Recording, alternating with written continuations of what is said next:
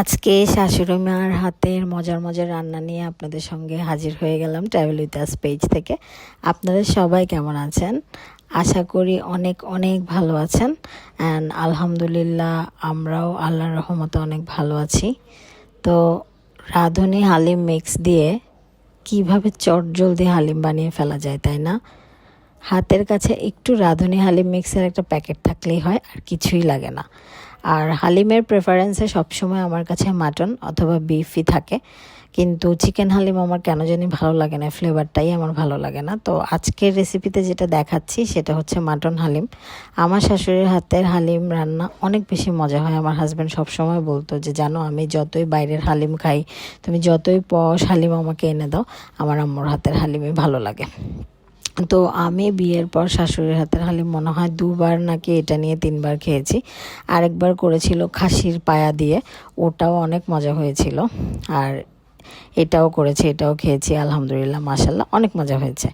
আর সেদিন আবার লইট্টা মাছ এনেছিল। আমার যেহেতু লইট্টা মাছ পছন্দ, আর এখন তো সিজন মাছের, ঘুরে ফিরে লইট্টা মাছ খাচ্ছি, এত বেশি ভালো লাগে মাছটা। ফ্রাইও মজা, রান্নাও মজা, মানে কি বলবো, সব রকমই এই মাছটা মজা।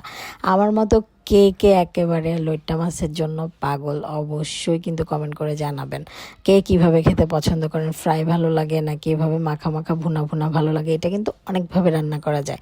এক এক জায়গার মানুষ এক একভাবে রান্না করে। যেমন আমার শাশুড়ির হাতে পরপর আমি 2 দিন খেয়েছি, উনি মাখা মাখা করে রান্না করেছে কষিয়ে, সেটা আমার খুবই মজা লেগেছে।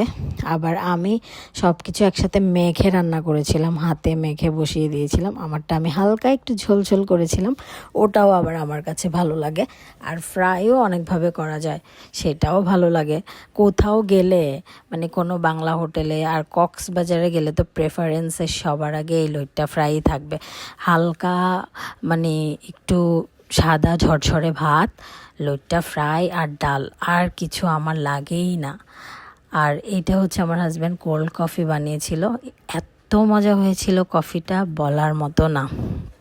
তো মোটামুটি আমরা হচ্ছে মাছে ভাতে বাঙালি, যতই আমরা চাইনিজ খাই, বিরিয়ানি খাই, পোলাও খাই, বাংলা খাবার যখন চোখের সামনে আসে, টেবিলে রাখা হয়, তখন কিন্তু একদম মজা করে পেট ভরে ভাত খাওয়া যায়, এটা কিন্তু কেউই অস্বীকার করতে পারবেন না।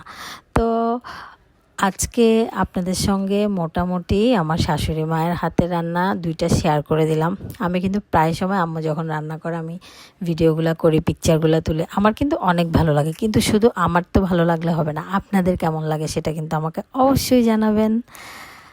আর ভিতরে ভিতরে আসলে কি বলবো, মনটা অনেক খারাপ। বাসায় সবাই অসুস্থ, বাচ্চারা অসুস্থ, সিজন খুবই খারাপ যাচ্ছে। এখন ভাইরাস জ্বর একজনের হলে বাসার সবার হচ্ছে। তো সবাই একটু সেফ অ্যান্ড সিকিউর থাকবেন, চেষ্টা করবেন মাস্ক পরে সব জায়গায় যাওয়ার, কারণ ভাইরাস আসলে কখন কিভাবে ছড়িয়ে পড়ে শরীরে কেউ বলতে পারে না। আর মশা, সবাই কিন্তু অবশ্যই জানলা দরজা সব বন্ধ করে রাখবেন। সন্ধ্যার পরে মশা ঢুকছে, আর চিকুনগুনিয়া কিন্তু এখন আবার রিটার্ন এসেছে।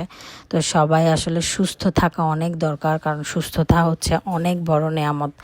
আর আমাদের দেশে এত বড় একটা প্লেন ট্র্যাজেডি হয়ে গেল, তো ওটার পর থেকে আসলে মনটা অনেক খারাপ। তো সবাই চেষ্টা করব যতটুকু আমরা পারি সবাই সবার জন্য দোয়া করতে, বাচ্চাদের জন্য দোয়া করতে, টিচার্স বা এই ট্র্যাজেডিতে যারাই নিহত হয়েছে সবার একদম আল্লাহ যেন সবাইকে বেহেশতে নসিব করে। এটা অবশ্যই শহীদি মৃত্যু, আমরা সবাই জানি। তারপরেও আমরা স্পেশালভাবে তাদের জন্য দোয়া করব, কারণ আমাদের হাতে আসলে দোয়া করা ছাড়া আর কিছুই নাই। তো চিন্তা করি, দেখি, ভিডিও দেখি, পিকচারগুলো চোখের সামনে আসে, অনেক খারাপ লাগে। এগুলো আসলে বলে বোঝাতে পারবো না। কতদিন তো স্টাক হয়েছিলাম, মানে মাথায় কিছু কাজ করছিল না যে চোখের সামনে এগুলো কি দেখছি।